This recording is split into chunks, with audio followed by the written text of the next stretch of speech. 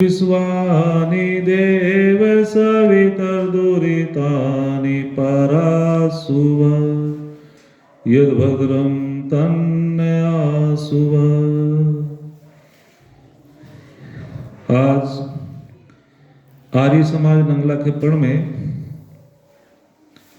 एक विषय है तीर्थ। एक युवक ने पूछा कि आचार्य जी तीर्थ शब्द का क्या अर्थ है। तो आज इस विषय पर चर्चा करेंगे कि सही अर्थों में तीर्थ क्या है। आचार्य कुंवरपाल शास्त्री नंगला खेपड़ के नाम से चैनल है, इसको सब्सक्राइब करना और लाइक करना, जो समय समय पर आपको ये वीडियो सुनने को मिलती रहेगी और आप धर्म लाभ उठाएंगे।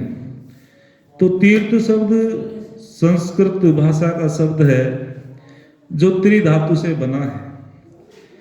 तीर्थ शब्द का अर्थ है तारने वाला, अर्थात जो पार तार दे, जो पापों से दुखों से पार तार देता हो उसको तीर्थ कहते हैं।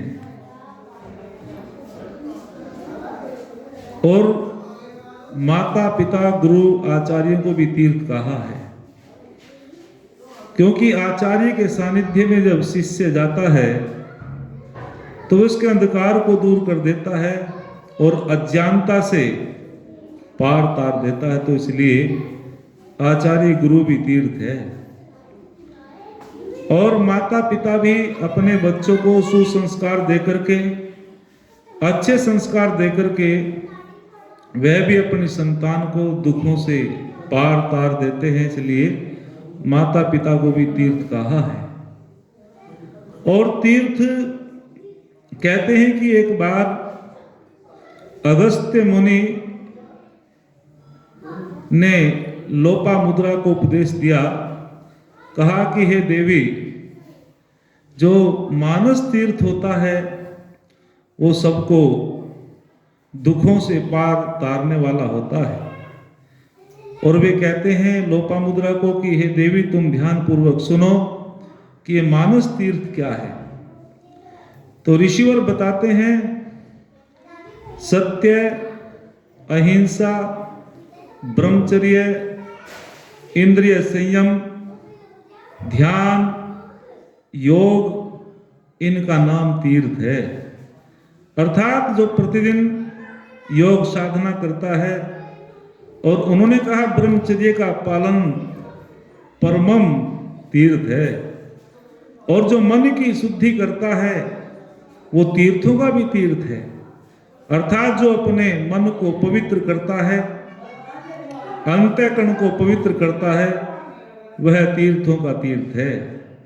और इसी बात को महर्षि मनु ने भी कहा, अद्भिर्गात्राणि शुद्ध्यन्ति मनः सत्येन शुद्ध्यति विद्या तपोभ्याम भूतात्मा बुद्धिर्ज्ञानेन शुद्ध्यति।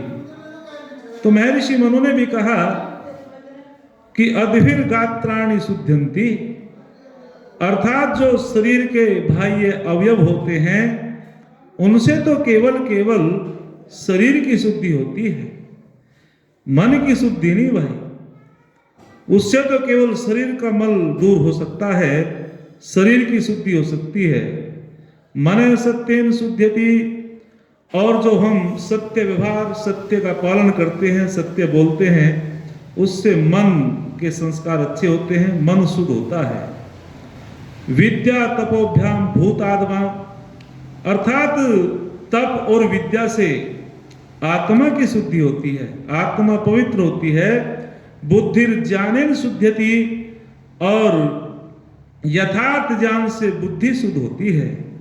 महर्षि मनु ने कहा कि जब तक हम ये हृदय रूपी गंगा को मन रूपी गंगा में डुबकी नहीं लगाएंगे, तब तक हम सही अर्थों में स्नान नहीं कर सकते। स्नान, जल का स्नान से तो केवल शरीर की शुद्धि होती है।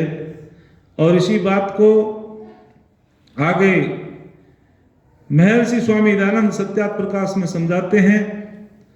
एक तीर्थ विषयक विषय जो उन्होंने दिया, तो उन्होंने बड़ी सुंदर बात कही कि कुछ लोग कहते हैं गंगा गंगेति यो ब्रूयात् योजना नाम सतेरपि मुच्यते सर्व पापेभ्यो विष्णु लोकम से गच्छति। कि कुछ लोग कहते हैं कि हम सैकड़ों सहस्रों कोस दूर से भी यदि गंगा गंगा का नाम बोल दें तो सारे पाप छूट जाते हैं और हम विष्णु लोक अर्थात वैकुंठ को प्राप्त हो जाते हैं। लेकिन यहां स्वामी जी समझाते हैं कि इस प्रकार से यदि सभी गंगा का नाम लेना शुरू कर दें तो कोई भी दुखी ना हो और कोई भी रोगी ना हो, कोई भी निर्धन ना हो। फिर तो नाम लेने से ही सबकी गरीबी दूर हो जाएगी और सबके दुख दूर हो जाएंगे, सब पापों से छूट जाएंगे। लेकिन ऐसा नहीं है। उन्होंने कहा कि समस्त जल जंतु गंगा में रहते हैं और उसमें ही मर जाते हैं, लेकिन किसी को भी स्वर्ग नहीं मिलता। स्वर्ग तो कहते हैं कि जब तक हम अपने मन रूपी गंगा में डुबकी नहीं लगाएंगे, ज्ञान रूपी गंगा में डुबकी नहीं लगाएंगे, तब तक हमको स्वर्ग नहीं मिल सकता। तो बड़ी सुंदर बात कही। आगे ऋषिवर समझाते हैं कि जो इस प्रकार का भ्रम फैलाते हैं उससे पाप बढ़ते हैं और कोई पाप करने से डरता भी नहीं है कि हमने चाहे कितने भी पाप कर लिए हों और जाकर के गंगा में डुबकी लगाओ, हमारा कुछ नहीं बिगड़ेगा। लेकिन शास्त्र कहते हैं अवश्य में भोक्तव्यम कृतम कर्म शुभाशुभम, जैसा भी हम कर्म करते हैं शुभ अशुभ वो हमको भोगना पड़ता है।